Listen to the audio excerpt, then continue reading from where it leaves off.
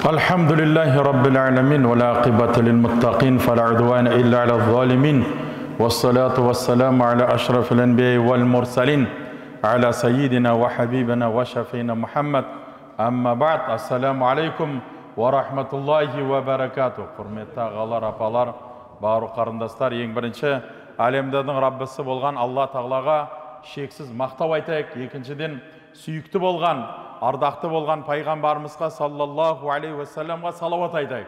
Қасиетті жұма күні пайғамбарымызға көбірек салауат айтайық. Пайғамбарымыз саллаллаху алейхи уассалам бізді осы қасиетті жұма күні көбірек салауат айтудыққа шақырды, үндеді, бұйрық берді. Сондықтан да жүрген кезде, отырған кезде, мешітке келген кезде, мешіттен қайтқан кезде, автобусқа мінген кезде саллаллаху алейхи уассалам деп ішіңізден не қылыңыз? Көбірек пайғамбарымызға салауат айтыңыз. Неге? Өйткені әрбір айтқан салауатыңыз, иншалла, Алла пайғамбарымыз не деді? Маған бір рет салауат айтсаңдар, Алла Тағала не қылады деді? Сендерге 10 есе салауатты қайтарып береді деді. Яғни 10 рет сендерге салауат айтады. Сондықтан да Алла Тағала бізге 10 рет салауат айтуы біздің 10 қателігіміз, 10 күнәміз не қылады? Иншалла жойылады, кетеді. Ал енді құрметті жамағат, бүгінгі біздің кездесуіміз қажылық туралы болмақ. Қажылық, аль-хадж, қажылық. Неге? Өйткені қажылық, Алла берса, Құдай қаласа, міне бүгін біздің қажыларымыз Меккеге, Мәдинаға аттануды бастайды. Неге? Өйткені Алла берса, Құдай қаласа, бұл айтқанда 4000-ға жақын қажыларымыз өзінің парызын орындауға, Құдай қаласа, бүгінден бастап біздің елден кете бастайды, Алла берса. Сондықтан да қажылықтың басталатын уақыты, Алла берса, Құдай қаласа, 19-шы дүйсенбі күні, 19 маусым күні анық айтылады, қай күнге құрбан айт сәйкес келеді. Сондықтан да міне 10 күн бұрын, 2 апта бұрын біздің қажыларымыз баруды ақырын бастайды. Сондықтан да бүгінгі тақырыбымыз қажылық 5 парыздың бірі, немесе 5 парыздың негізі, немесе парыз деген тақырыбына біздер не қыламыз, иншалла тоқталамыз. Ең бірінші, әрине, әрбір нәрсенің тіреуі болады. Әрбір нәрсенің негізі болады. Сол тіреуге, сол негізге адам баласы не қылмау керек? Қарсы шықпау керек. Ислам дінінің негізі, ислам дінінің тіреуі нешеу? Ол 5-еу. Ең бірінші калима шахада айту, ла иляха иллаллах Мұхаммад Расул айту, екінші 5 уақыт намаз оқу, үшінші ораза ұстау, төртінші зекет беру, бесінші немене? Қажылыққа бару. Осы 5-еуіне сену, ол парыз. Егер бір адам келді, айтты, мен 4-еуіне сенемін, мысалы деге, калимаға сенемін, намазға сенемін, зекетке сенемін, оразаға сенемін, бірақ ислам нету хаджа десе, аузы билля, ол кім болады? Кәпір болады. Дінден шығып кетеді. Неге? Өйткені сен 5 тіреудің бәріне не қылуың керек? Бірдей сенуің керек. Арасын бөлуге не қылмайды? Болмайды. Біздің дініміз оған тыйым салады. Аллаға иман келтіресің бе? Ондай болса, Алланың барлық үкімдеріне сен не қыласың? Парыздарына, шарттарына, міндеттеріне сен не қыласың? Иман келтіресің. Оған сенесің. Оған күмән келтірмейсің. Қажылық басталды, әлеуметтік желіде басталады. Зачем вы идете на хадж? Арабы становятся богатыми. Вы должны не ходить туда. Мы казахи такие, мы казахи такие. Это не религия арабов. Этот Мухаммед сам придумал. Там бизнес, там отмывание денег. Аузу билля, Құдай сақтасын. Адамдарға не кіргізеді? Күмән келтіреді. Қажылыққа не үшін барасың? Зачем ол саған керек? Не қажылықтың орнына лучше ақшаңды ал, біреуге көмектес, біреуге болыс, үйт, бейт. Арабтар байып жатыр, қалталарын үсіртіп жатыр. Сенің какой-то ақшаңмен арабтар байымайды. Арабтар немен байып жатыр? Арабтар мұнаймен байып жатыр. Арабтар теңізбен байып жатыр. Мысалы дегер олы байытын болса, неге Абайдың кезінде байып кетпеді?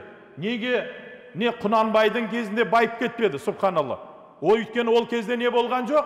Мұнай болған жоқ. Ол кезде газ болған жоқ. Бірақ қажылар как ходили, так ходили. Қажылық болғанына қанша ғасыр болды? 14 ғасыр болды.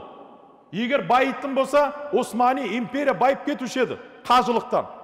Бірақ ана сіздер білесіздер, Абдулхамидтің киносында көрген кезде Абдулхамид не қылған? Мәдина қаласына шейін темір жолды тартқан. Темір жолды тартқан. За счет чего? За счет не государства, за счет спонсоров. Темір жолды тартқан. Бірақ өкінішке орай, ол темір жолды бұзып, қиратып, Құдай сақтасын.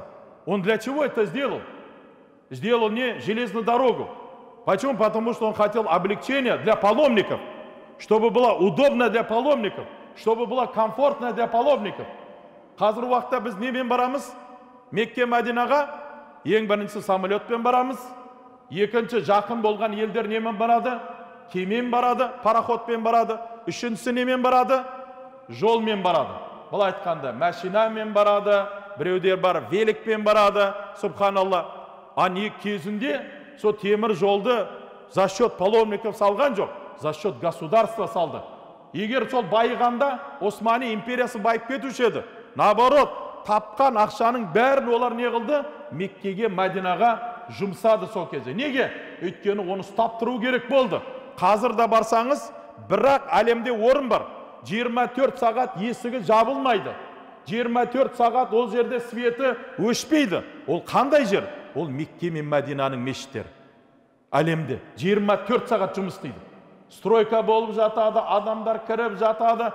Ешқашан оны жауып тастамайды. Біз стройка істейміз. Тек қана жабылды қашан? Пандемия болған кезде бәрі не қылды?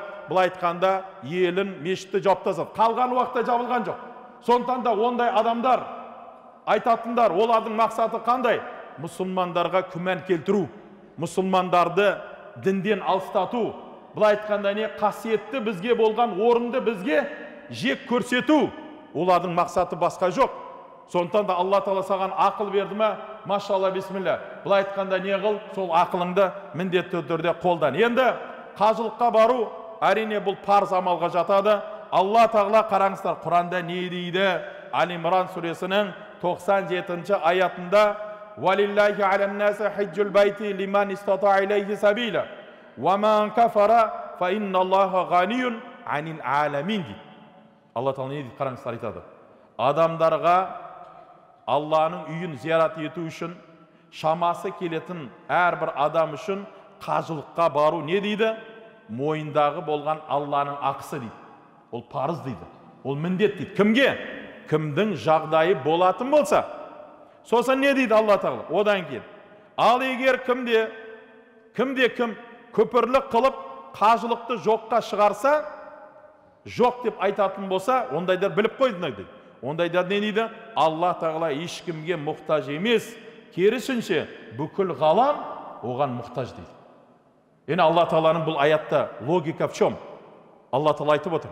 Біреудер мойындамайды, қажылық айтады. Жоқ, қажылық дейді. Ондайдарға Алла Тағала айтқысы келеді. Егер сен қажылықты жоққа шығарсаң, сен ислам дінінен шығып кеттің, Құдай сақтасын. Сонымен бірге не дейді? Алла Тағала ешкімге және еш нәрсе не емес? Мұқтаж емес. Намаз оқисың ба? Өзің үшін оқисың. Қажылыққа барасың ба? Өзің үшін қажылыққа барасың. Қажылыққа бардың ба? Мақтан ба? Біреудер барады показуха. Вот я қажы, короче говоря. Без 5 минут в раю деген сияқты. Ты, короче, за полчаса будет, а я без 5 минут в раю дейді. Оны Құдай біледі. Сен без 5 минутсың ба? Или анау до 1 минут па? Оны Құдай біледі. Сондықтан да бұл аяттың мағынасы Алла Тағала әлемдерден бай деген, Алла Тағала мұқтаж емес деген мағынасы қандай? Сен барасың ба?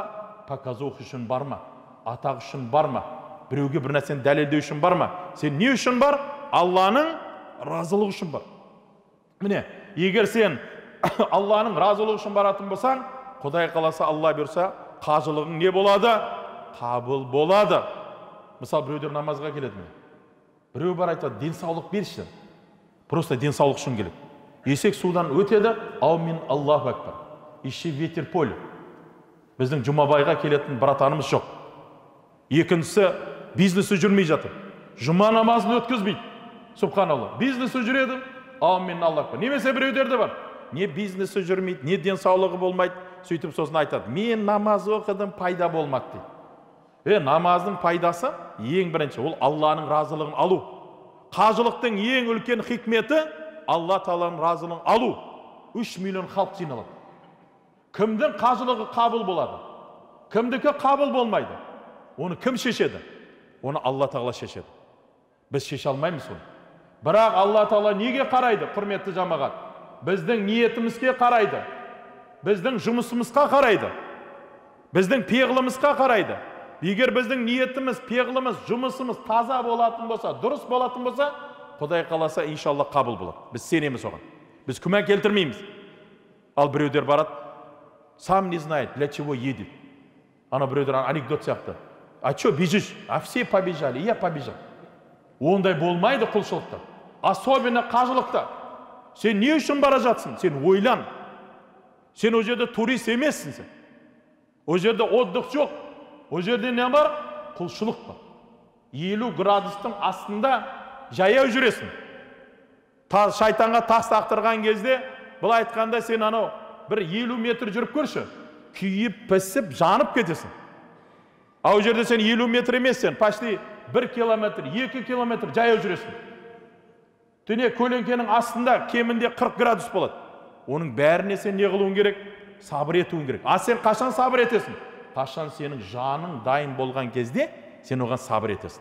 Егер жаның реттелмеген болса, Құдай сақтасын, не күмәнданып отырасың. Сондықтан да, құрметті жамағат, қажылыққа бару парыз. Бірақ кімге парыз? Кімдің жағдайы болатын болса, сол кісі қажылыққа бару оған міндетті болып табылады. Не жағдай болмайтын болса, оған қажылыққа бару міндетті болып саналмайды. Енді қажылық, мен жоғарыда айттым, ислам дінінің тіреулері 5 тіреу бар. 5 тіреуіне біздер бірдей иман келтіруге тырысуымыз керек. Енді негізгі тақырыбымыз осы қажылықтан алатын қандай хикмет бар, қандай пайда бар. Ең біріншісі не дейді? Ихрам ақырет кебіні дейді. Ғалымдар не дейді? Ихрам ақырет кебіні. Неге? Өйткені пайғамбарымыздың Алла Тағала Құран кәрімде не дейді? О адам балдары, сендерге не дейді? Бұл айтқанда әбелеріңді жабатын, ұятты болған жерлеріңді жабатын, лыпамен хам киінгенде өздеріңе көрікті ететін киім түсірдік дейді. Алайда білсеңдер дейді, ең қайырлы киім тақуалық киімі дейді. Міне мұның бәрі олар ғибрат алсын деп түсірген Алланың айқын дәлелдері дейді. Я бани адам, қад анзална алейкум либаса, юари ли саватукум, вариша, ва либасы тақва, залика хайру залика. Ең жақсы киім тақуалықтың киімі дейді. Яғни қажылық ниет еткен кісіге дүниенің әр түрлі киімдерінің көріктігі, әсем бағалы заттарын ашкелейтін бір жолата тәрк етіп, Алланың құзырындағы қарапайым ақ ната киеді дейді. Бұл дүниенің тәрк етудің көрінісі дейді. Бір сөзбен айтқанда, ихрам ақырет кебіні, өйткені ихрам киіммен киген кісіге күнделікті істеп жүрген, рұқсат істеген амалдары не қылады? Тыйым салынады дейді. Яғни адам баласы ер кісілер ихрам киінеді. Ихрамды киген кезде ер кісілер білесіздер. Ішінен тұрсы киюге болмайды, майка киюге болмайды. Бірақ кейбір ақсақалдар болады. Не могу дейді. Трусы киіп алады. О трусы киюге болмайды, ішкі киім киюге. Неге? Өйткені Құдай сені қалай жаратты, сен сондай бейнедегі болған екі ақ үсті астыңды сен не қыласың? Жабасың, болды. Басқа еш нәрсе ішіне сен не қылмайсың, кимейсің. Бұл ақыреттің киімі. Қиямет күні болған кезде пайғамбарымыз саллаллаху алейхи вассаламды сұрады. Айша анамыз, о Алланың елшісі деді, ақыретте адамдар қандай бейнеде болады деді. Сонда не деді пайғамбарымыз саллаллаху алейхи вассалам? Анасы бұл дүниеге қалай жаратты, қалай туды, сол бейнеде болады деді. Яғни біздің тілмен айтқан кезде немене? Тырыс жаңалаш болады деген. Сол кезде Айша анамыз ақылға салды. О Алланың елшісі, қалай сонда еркектер, әйелдер бір-бірімен бұл айтқанда? Сонда не дейді пайғамбарымыз саллаллаху алейхи? Айша дейді, адам баласының о жерде ойы тек қана неде болады дейді? Тек қана аман есен тозақтан өтіп кетейін, аман есен жаннатқа кірейін деген ой болады дейді. Бітті. Қасыңда кім бар, не бар, алдыңдан алтындар шығып жатыр, бриллианттар шығып жатыр. Еш нәрсеге сен не қылмайсың, көңіл аудармайсың. Бұл дүниеде аударасың. Көзің деген ойнап тұрады тұр, аузы білі. Шайтан айтады, давай, давай, давай дейді. Сондықтан да Алла Тағала сені қалай жаратты, ақиретте сен солай тұрасың. Бірақ әрине адам баласы ақылына сәйкес келетін кейбір нәрселер не ақыл қабылдамайды. Бірақ Алла Тағала не құдіретті, біз оған көмек келтірмеуіміз керек. Демек, ихрам бұл адамға ақиретті көзіне елестетеді. Ихрам киген адам баласы миқат деген жерден өттің бе, қажылықты, умраны бітіргенге шейін сен не қыласың? Тыйым салған нәрселер өте көп. Әйеліңе жақындауға болмайды, даже тырнақты алуға болмайды, шашты жұлуға болмайды, сабынды қолдануға болмайды, шампунмен шашты жууға болмайды. Көп нәрсе болмайды. Неге? Өйткені нәпсіңді сындырасың, жаныңды реттейсің. Және сен ана киімді киген кезде көзіңе елестет. Миллиондаған адамдар тұр. Соның арасында жүресің. Не түрі басқа, заты басқа, тілі басқа, мәдениеті басқа, бәрі бірдей жүреді. А сен ойлап көр.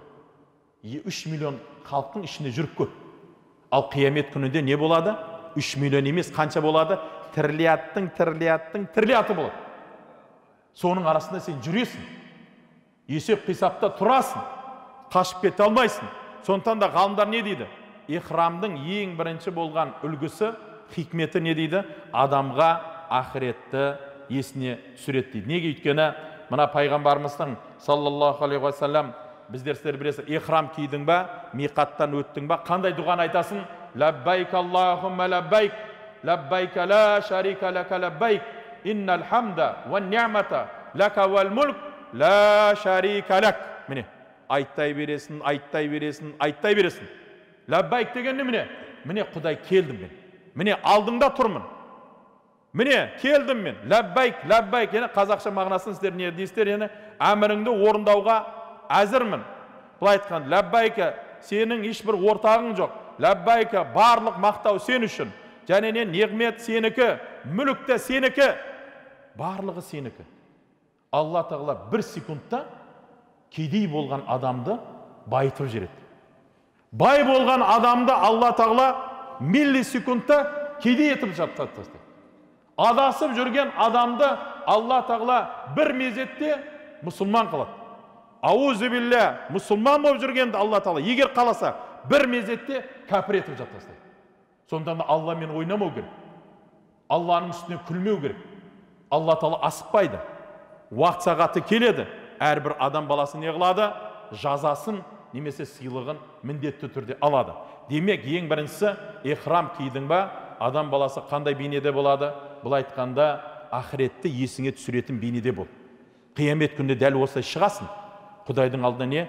Тұрасың. Екінші хикмет, Арафат деген тау бар. Арафат тау емес, кеңшілік дейді. Арафатта тұру, сіздер білесіздер, ол парыз. Пайғамбарымыз саллаллаху алейхи ва саллям не деді? Ал-хаджу Арафа деді. Кім Арафатта тұрмайтын болса, бір мезетте болса да, оның қажылығы не қылды? Бекерге кетті. Беталдан барды. Сондықтан да Арафа күні адам баласы Арафат деген кеңшілігінде тұру керек. Арафат дегеннің мағынасы, көп ғалымдар не дейді? Ол Арафа я'рифу деген сөзден келіп шығады дейді. Тану. Қазақта не дейді? Тану. Не ақиқатты білу, түсіну, сосын не ұғыну деген мағынада. Нені ұғынасың? Арафатта тұрған кезіңде пайғамбарымыз саллаллаху алейхи ва саллям түске шейін демалатын болған. 5 намазы болды ма? Тұратын болған. 5 намазын екінтімен қосып оқитын болған. Арафатта. Бәрі солай істейді. Соны қосып оқыдың ба? Енді сен не қыласың? Күн батқанға шейін не істейсің? Намаз, зікір, пікір, шүкір и дұға. Міне, басқа іштәсемен не қылмайсың сен? Шұғылданбайсың. Ихрамда отырасың, бұл айтқанда тамағыңды әкеп береді, сухой пайоқты, машалла, бисмилля, соны жейсің да отырасың. Еш нәрсені ойламайсың, тек қана дұға. Бұл адамға нені елестетеді? Арафат деген кеңшілігі бұл махшар майданымен бірдей болады. Махшар майданын есіңе саған не қылады? Түсіреді. Неге? Өйткені бұл жерде адам баласы өзінің тану керек. Ең бірінші өзін тану керек. Өзін тану дегені міне. өзін тану дегені әлеміңді өзгерт. Бұрын жаман болған адам баласы Арафатта отырып, өмірін елестету керек. Көзіне есіне түсіру керек. Сен қандай зұлымдық істедің, күнә жұмыстарды істедің, Құдайдан кешірім сұра. Құдайдан кешірім сұра. Тауба ет, жыла, Құдайдан не қыл, мінәжат ет, дұға ет. Істеген күнәларың үшін, аруақтар үшін, өзің үшін, бала-шағаң үшін, елің үшін, отаның үшін, ақырет үшін, осы дүние үшін дұға ет, дұға ет, дұға ет. Осымен сен тек қана не қылуың керек? Шұғылдануың керек. Сонда сен түсінесің. Мысалы дек қазір біз намазға келеміз, асығыс, бәрімізді сотка қолында. Бір жерге барасың, сотка. А сен ол жерде ойлап көр. Соткаңды қоя тұр, 5 намазынан бастап, сағат 12-ден бастап, оларда 5 болады, 12-12 жанында. Сөйтіп күн сағат 5-те батады, 6-ға таман батады. 6 сағат құлшылық істе. Еш нәрсені бәрін не қыл, қоя тұр. Алла тағалаға бет тұр. Алла тағаладан кешірім сұра. Алла тағалаға не? Зікір ет. Алла тағала мінәжат ет. Міне, бұл нәрсе сені не қылады? Өзіңді ойлайсың, өзіңді өзгертесің. Қиямет күні болған кезде, таразыға жақындаған кезде сен ешкімді ойламайсың. Сен не дейсің? Нәфси, нәфси, нәфси. Өзім, өзім, өзім. Қалай мен аман есен, мына көпірден, сират болған көпірден өтіп кетейін. Шаштан жіңішке, қылыштан өткір болған көпірден қалай өтіп кетеміз? Арафатта тұрған кезде де адам баласы не қылу керек? Осыны ойлану керек. Өмірің қалай болды? Өміріңді ретте, өміріңді өзгерт. Енді сен бұрынғыдай болма. Керісінше қандай бол? Жақсы бол, иманды бол, инабатты бол, тәрбиелі бол. Өткен Арафатта Алла тағала барлық дұғаларды не қылады? Қабыл етеді. Арафат күні біздің тілектерімізді Алла тағала не қылмайды? Қайтармайды. Сұрағанымызды Алла тағала не қылады? Құдай қаласа береді. Сондықтан да ондай уақытта адам баласы міне бір шерінен былай айтқанда не жаннаттағы немесе махшардағы болған нәрсені көзіне не қылу керек? Елестету керек. Үшінші не дейді? Біріншісі демек ихрам, хикмет ихрамда сені ақырет түсіріп отырады. Екіншісі не? Арафат, махшар майданын есіңе түсіреді. Үшіншісі не дейді? Пенденің жаратушыға деген сертті ол қандай? Тауаф. Тауаф ету. Тауаф ету, Қағбаны 7 рет тауаф жасаймыз. Тауаф айналу деген мағынада келтіреді. Сіздер білесіздер, пайғамбарымыздың саллаллаху алейхи вассалам бір айтқан хадисі бар. Қараңыздар, не дейді? Тауаф хаулал байти мислу ас-сала, илля аннакум татакалламуна фиха, фаман такаллама фихи фала ятакалламна илля би хайр. Тауаф ету намазға ұқсайды дейді пайғамбарымыз саллаллаху алейхи вассалам. Тек қана оның айырмашылығы намазда не дейді? Тауафта сен не қыласың? Сөйлейсің. Тауафта 4 бұрышы бар ма? 4 бұрышын айналған кезде айтатын зікірлер бар, айтатын дұғалар бар, айтатын құрандар бар. Соны сен не қыласың? Айтып отырасың. Ал намазда сен не қылмайсың? Сөйлемейсің. Наоборот, намазда тек қана не оқисың ішіңден? Құранды оқисың, бітті. Сөйлеуге болмайды намаздың ішінде. Ал енді тауафта Алла тағала не қылады? Айналып жатқан кезде қара тастан біздер бастаймыз. Бір бұрыштың аты Ирақ, екіншісінің бұрышы аты не? Шам, төртіншісінің бұрышының аты не деп аталады? Үшіншісі Йемен деп аталады. И төртіншісі не? Қаратас. Қаратастан бастайсың, бір рет айналып келсең, Қаратаста тоқтайсың. Опять же айтады, против часовой стрелки. Қараңыздар. Против часовой стрелки. Неге? Өйткені сен жүрегің қайда қарайды? Қағбаға қарайды. Жүрегің қайда қарайды? Қарап тұрады, Қаратасқа қарайды. Мына ғалымдар зерттеген. Біз мысалы легкий атлетикамен заниматься етеміз. Жеңіл атлетика, жүгіресің. Марафон барады, там не, олимпийский игрені қарасаң, қалай жүгіреді? Қалай жүгіреді? Солдан оңға жүгіреді. Біз қалай Қағбаны айналамыз? Легкий атлетикада не қылады? Дәл солай айналады. Кругты. Наоборот айналмайды.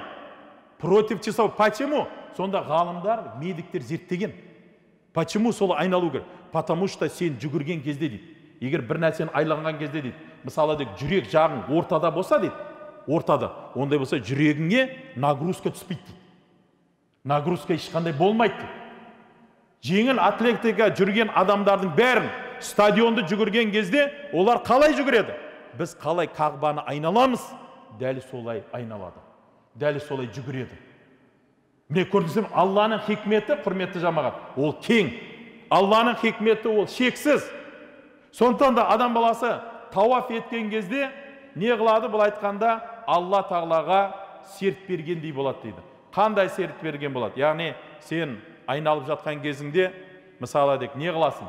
Сен Құран оқисың, зікір етесің, тожы самай, пікір етесің, сосын дұға етесің, сосын пайғамбарымыз сосын не деді? Йемен бұрышынан қара тасқа шейін бір дұғаны айтасың. Қандай дұғаны айтасың? Раббана атина фид дуния хасана, ва фил ахирати хасана, ва қина азабан-нар деп айтасың. Ал оған шейін қара тастан Йемен бұрышына шейін сен зікір етесің, пікір етесің, шүкір етесің, Құран оқисың, Құдайға мінәжат етесің, сонымен шұғылданасың. Бітті. Жетеуін. А именно Йемен бұрышынан бастап қара тасқа шейін сен тек қана бірақ дұғаны айтасың.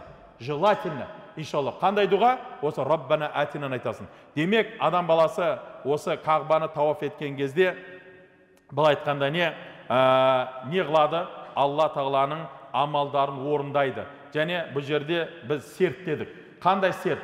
Бұл жердегі серттің мағынасы бұл айтқанда сен жүрегіңмен өзгересің. Бұл жерде әйелдер жүреді, еркектер жүреді, қара жүреді, қызыл жүреді, әртүрлі нәсілдер жүреді. Ешкімді баспайсың, ешкімді итермейсің, мысалы дек. Спокойно не қыласың сен? Амалыңды орындайсың. Неге? Өйткені сен жүрегіңмен амал етесің. Жүрегіңмен Алла тағалаға бет бұрасың. Бұл айтқанда. Сондықтан да пайғамбарымыз салсам не деді? Алла тағала сендердің бейнелеріңе, сыртқы көріністеріңе қарамайды. Бірақ Алла тағала неге қарайды деді? Сендердің жұмыстарыңа және амалдарыңа қарайды. Қазақ сапарындағы бірінде айтқан сөзі бар екен. Сен бұл айтқанда бар жоғы өзіңе пайда да, зиян да келтіре алмайтын тассың. Мына қара тасты әрине біз мысалы жүгіреміз. Барып сүйген жақсы. Бірақ егер барып сүйе алмасаң, біреуді итерме. Бізде анау качок жігіттер болады. Давайте қара тасқа барайық дейді. Сөйтіп үшеуі қосылады. Машалла, бисмилля.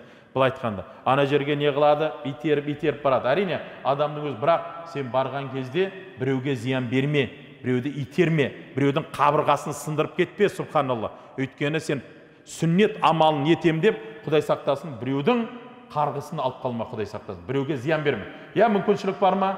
Бар, сүй. Мүмкіншілік жоқ па? Не қыл? Алыстан алхамда ишараны білдіртіп, не қыл? Соны амалды жасайтын болсаң, нұрдың үстіне нұр болады. Демек, үшіншісі, қажылықтың тауафы бізге не қылады? Бұл айтқанда рухани азық береді. Төртінші, ең соңғы хикмет неде? Сафа уәл маруа.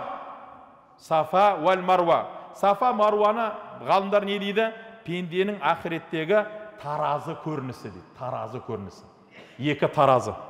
Біреуі сафа, екіншісі немене? Маруа. Неге сафа маруа? Екінші жақтан. Ол біздің өміріміз, жігіттер. Бейнет, зейнет. Сәттілік, сәтсіздік. Жақсылық, жамандық. Жүгіресің екеуінің арасында. Өмір бойы жүгіресің. Дігідік. Намаз оқисың, кеттік, там деньги нужно, анау нужно, мынау нужно. Бітті. Сафаға жүгіріп келесің, тіршілігіңді жасайсың.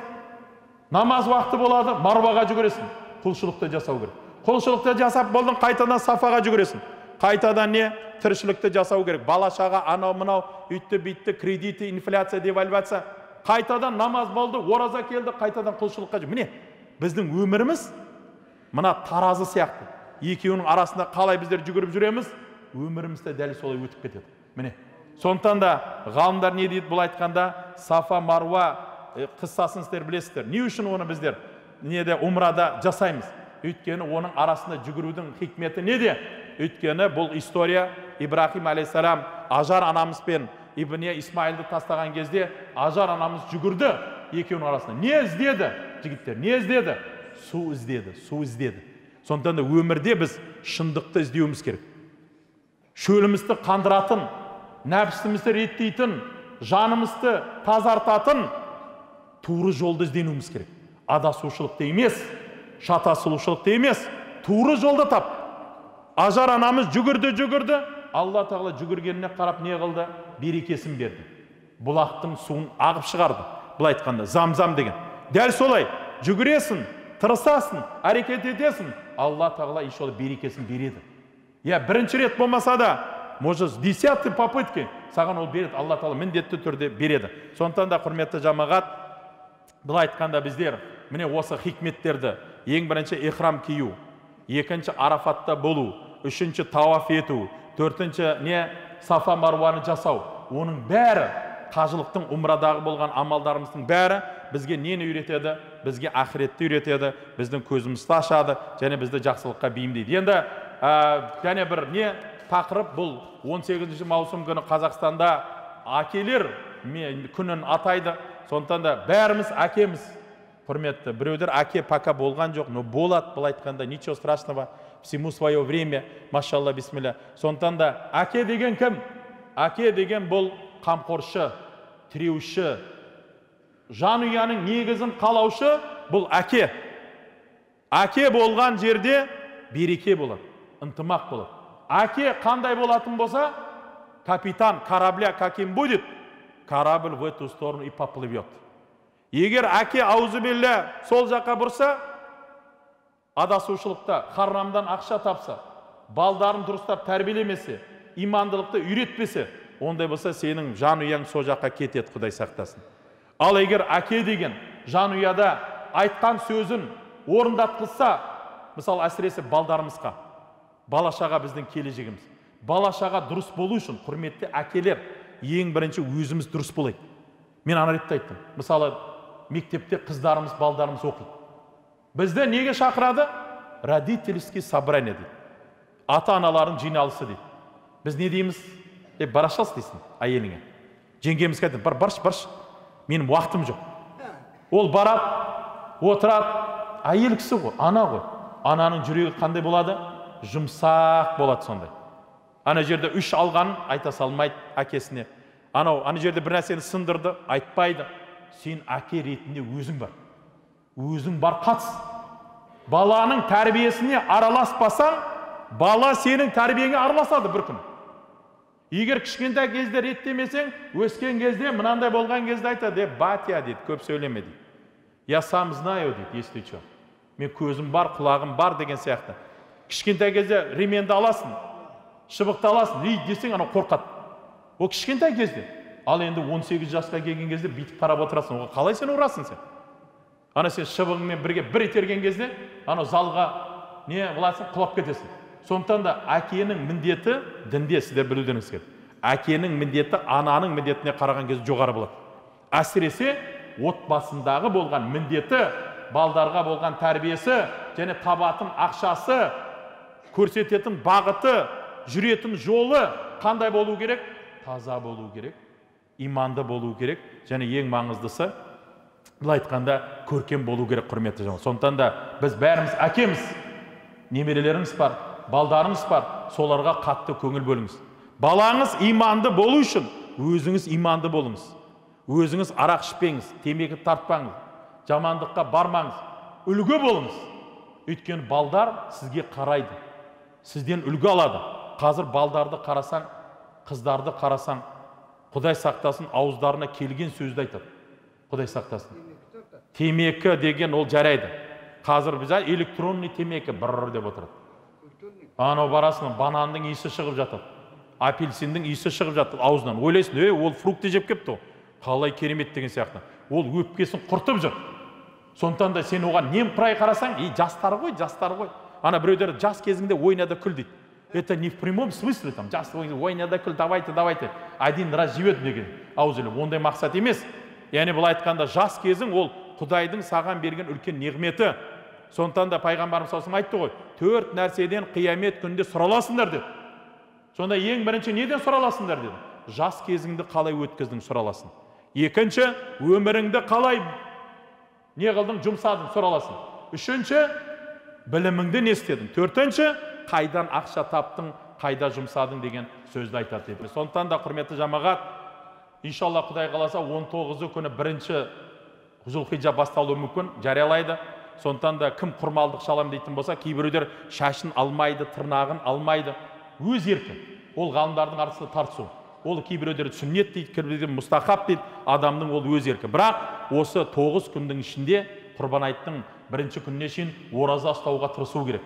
Әсіресе Арафа күні біз ораза ұстайық. Егер бұл жыл Арафа күні Алла берсе 27 маусымға сәйкес келсе керек иншалла. Бірақ жарияланады. Сонда да сол күні ораза ұстайық. Сол күні ораза ұстайық. Кейбіреулер өлі шегін беріп жатады, тірі шегін беріп жатады. Ондайларды қою керек. Біз сол күні ораза ұстайық. Ораза ұстап, Құдай қаласа, Алла тағалаға жақындайық. Сондықтан да осы 9 күндің ішінде Құрбан айттың алғашқы күніне шейін көбірек зікір етейік, садақа берейік, жақсы жұмыстармен Алла тағалаға жақындайық. Алла тағала дұға тілектерді қабыл етсін, иманымызды кәміл етсін.